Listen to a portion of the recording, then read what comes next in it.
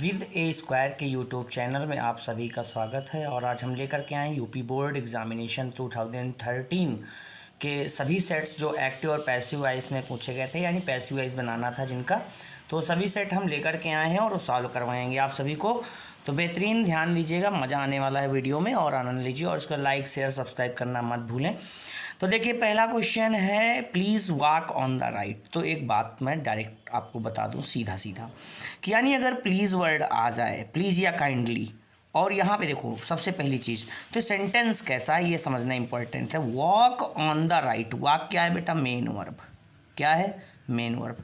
तो मैं जब पढ़ाता हूँ रूल तो पहले ही बता देता हूँ कि मेन वर्ब या डू नॉट या नेवर से जो प्रारंभ होते हैं सेंटेंस, वो इंपरेटिव सेंटेंस होते हैं, अर्थात आदेशात्मक होते हैं। किससे? मेन वर्ब, डू नॉट और नेवर से प्रारंभ होने वाले वाक्य होते हैं इंपरेटिव होते हैं, आदेशात्मक वाक्य होते हैं। तो यहाँ पे इसने दिया प्लीज़, अब प्लीज़ लगा दिया तो प्लीज़ या काइंडली आ जाए ना कभी भी, तो आपको क्या करना है? सीधा सीधा जोड़ देना है। क्या जोड़ देना है? इसमें लिख देना है यू आर रिक्वेस्टेड। अब वॉइस चेंज कर रहे हैं चूँकि यू आर रिक्वेस्टेड, और फिर इसके बाद इस सेंटेंस के पहले क्या जोड़ देना है? To walk on the right. Right, आपका आंसर कंप्लीट हो गया। यानी आपको करना क्या है? सीधा सीधा प्लीज़ दिख जाए अगर आपको, प्लीज़, और उसके बाद मेन वर्ब से स्टार्ट हो, सेंटेंस इंपरेटिव है, तो सीधा सीधा आपको कहना यू आर रिक्वेस्टेड जोड़ देना और टू लगा के walk on the right. You are requested to walk on the right, ये आपका आंसर हो जाएगा। इसके बाद कह रहा है अगला क्वेश्चन है do this work. Do this work, तो यहाँ पे डू यानी मेन वर्ब है। इसके बाद फिर दिस वर्क, ये आपका पूरा पूरा ऑब्जेक्ट हो गया। जब ऑब्जेक्ट मिल रहा है तो यहाँ पे इसके लिए रूल होता है। क्या होता है? इसके लिए आप लगाओगे कहाँ से? सबसे पहले तो आप लगाइए लेट। क्या लगा दीजिए? लेट। और लेट के बाद डायरेक्ट ऑब्जेक्ट उठा दीजिए, क्योंकि लेट हमेशा अपने बाद ऑब्जेक्ट ही लेता है। तो let this work, this work, और फिर इसके बाद लगा दीजिए बी। ठीक है, लेट दिस वर्क बी, और फिर इसके बाद डन। और अब अगर आपकी इच्छा है तो बाय यू कर सकते हो ऐड, या बाय यू न लगाओ। क्यों भाई? यू जो होता है ये क्या होता है? ये इंपरेटिव सेंटेंस में छिपा हुआ होता है। कैसा होता है? हिडन होता है, छिपा हुआ होता है। तो इसको आप चाहें तो लगा सकते हैं, ना चाहें तो कोई दिक्कत नहीं, मत लगाइए आप। तो क्या बनेगा? Let this work be done. अब यहाँ पे कभी कभी ये भी बनाया जाता है, कहीं कहीं आपको देखने को मिलेगा। कैसा? इसके बाद एक रूल और इसका मिल जाता है, कहीं कहीं देखने को मिल जाता है। क्या कह दिया जाता है कि this work should be done. ऐसे ही बनाया जा सकता है। कैसे? दिस वर्क हमने ऑब्जेक्ट लिखा सबसे पहले और शुड बी लगा दिया और वर्ब की थर्ड फॉर्म रख दी। This work should be done, और बाय यू आप ऐड करना चाहते हो तो कर लीजिए, नहीं तो छोड़ दीजिए उसको ऐसे ही। ओके, फिर अगला नंबर है क्वेश्चन नंबर 3। क्वेश्चन नंबर 3 क्या कह रहा है? कह रहा है ही टीचेज मी इंग्लिश। ही टीचेज मी इंग्लिश, यानी वह पढ़ाते हैं मी मुझे इंग्लिश यानी अंग्रेजी। अब यहाँ पे आपको देखना है कि जो ऑब्जेक्ट हैं वो कितने हैं, यानी डबल हैं। ठीक है ना? एक तो मी है और दूसरा क्या है? इंग्लिश। ठीक, एक तो क्या है? मी है और इसके बाद फिर क्या है? इंग्लिश है। तो यहाँ पे क्या हो जाएगा? तो सीधा सीधा आपको क्या बनाना है? सीधा सीधा बनाना है यहाँ पे क्या? सबसे पहले आप बनाइए क्या, अगर इसको लेते हैं आप, इसको यानी डायरेक्ट ऑब्जेक्ट इंग्लिश को, तो सबसे पहले को ले इंग्लिश। अब चूँकि वर्ब लगानी है तो भाई ये वर्ब तो यहाँ पे क्या हो जाएगा? टीचेज, ये क्या है? मैं प्रेजेंट में है तो कंटिन्यूअस की यानी प्रेजेंट इंडेफिनिट है, प्रेजेंट कंटिन्यूअस की हेल्पिंग वर्ब लगाइए आप, इज। ठीक है ना?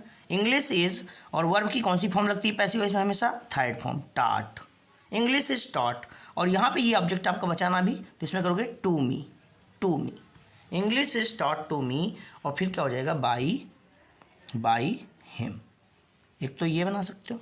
दूसरा, अगर आप और बनाना चाहो तो बना सकते हो। क्या?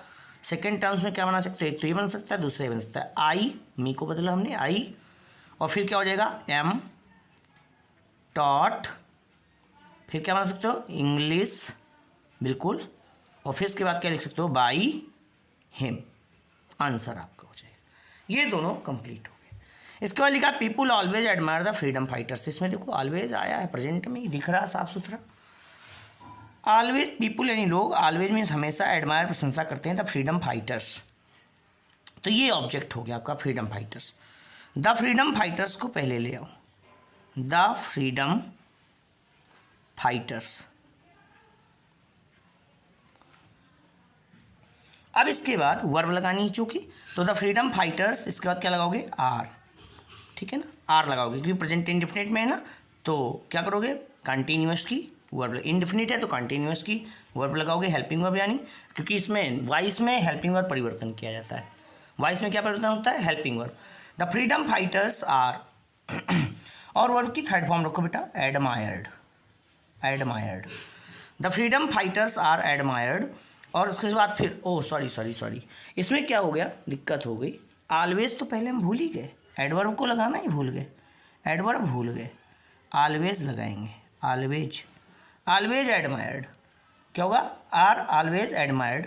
और उसके बाद फिर देखो कहीं कहीं लिखा मिलेगा आपको कि बाई पीपुल लगा देते हैं, क्या लगा देते हैं, बाई पीपुल लगा देते हैं।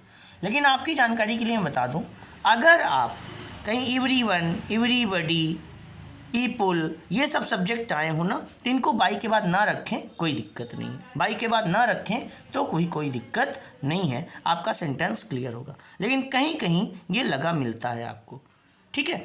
तो ये जानकारी के लिए बता देता हूँ, इसमें the freedom fighters are always admired, बस आप इतना भी कर सकते हो, the freedom fighters are always admired. अब बाई पीपुल आपकी इच्छा पर डिपेंड है, क्या यानी एवरीवन आया हो, एवरीबॉडी आया हो, बाई पीपुल और पीपुल आया हो, तो इनको बाई के बाद रखना, जरूरी नहीं कि आप रखें, ओके। नेक्स्ट अगला है question number 5, he is helping his brother. He is be form की क्रिया और हेल्पिंग आईएनजी फॉर्म, वह कंटिन्यूअस में, प्रेजेंट कंटिन्यूअस में।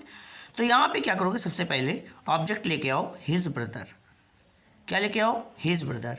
और फिर ये कॉन्टीन्यूअस की कोई भी हेल्पिंग वर्ब हो उसके साथ बीइंग लगाया जाता है, बीइंग लगाया जाता है, हिज ब्रदर इज बीइंग। और फिर उसके बाद क्या हो जाएगा बेटा, थर्ड फॉर्म रख दोगे, HELPED, helped, his brother is being helped.